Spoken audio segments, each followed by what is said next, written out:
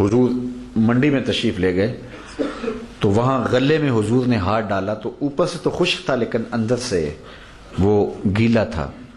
تو حضور نے اس کو کہا ما ھذا یا صاحب الطعام، اے غلے والے یہ کیا ہے؟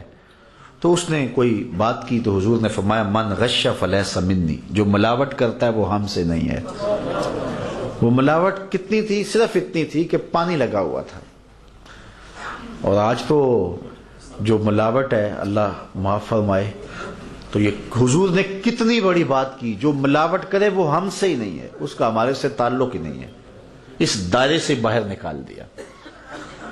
اللہ اکبر.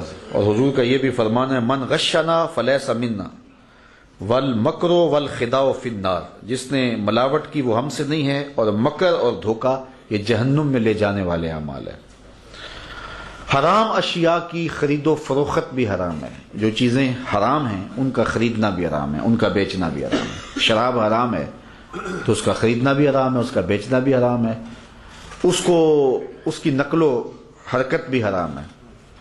اور اسی طرح جو چیزیں مشکوک ہیں ان کی خرید و فروخت بھی اسی اعتبار سے اسی حکم میں ہوگی. اس لیے کہ اللہ تعالیٰ نے ہمیں حکم دیا ہے وَلَا تَعَاوَنُوا عَلَى الْإِثْمِ وَالْعُدْوَانِ، برائی اور گناہ کے کاموں میں، سرکشی کے کاموں میں ایک دوسرے کے ساتھ تعاون نہ کرو.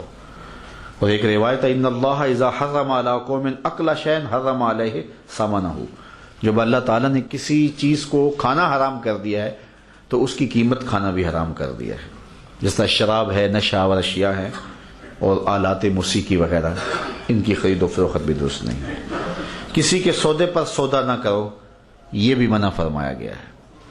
المومن وخو المومن لا یحل لمومن ان یبتاع علی بیع اخیہ، مومن مومن کا بھائی ہے اور اس کی بیع کے اوپر وہ کبھی بھی بیع نہیں کرتا. ریٹ چڑھانے کے لیے جو فرضی بولی دی جاتی ہے تو اس سے بھی منع کیا گیا کہ ایک شخص کھڑا ہو جاتا ہے وہ فرضی بولی دے دیتا ہے، تو اس کا مقصد صرف ریٹ کو اوپر کرنا ہوتا ہے.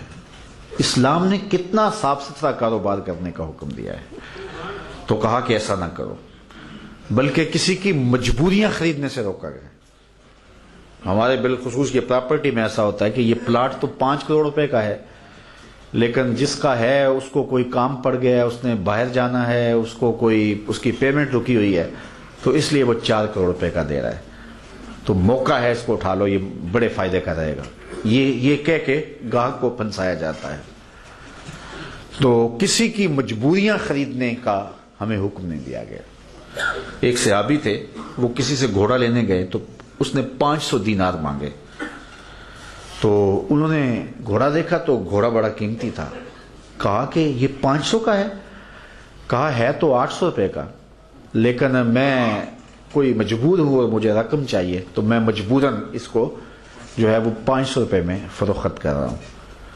تو اس صحابی نے 800 دینار دے کے گھوڑا خریدا اور ساتھ فرمایا رسول اللہ نے ہمیں سودا خریدنے کا حکم دیا ہے، کسی کی مجبوریاں خریدنے کا حکم نہیں.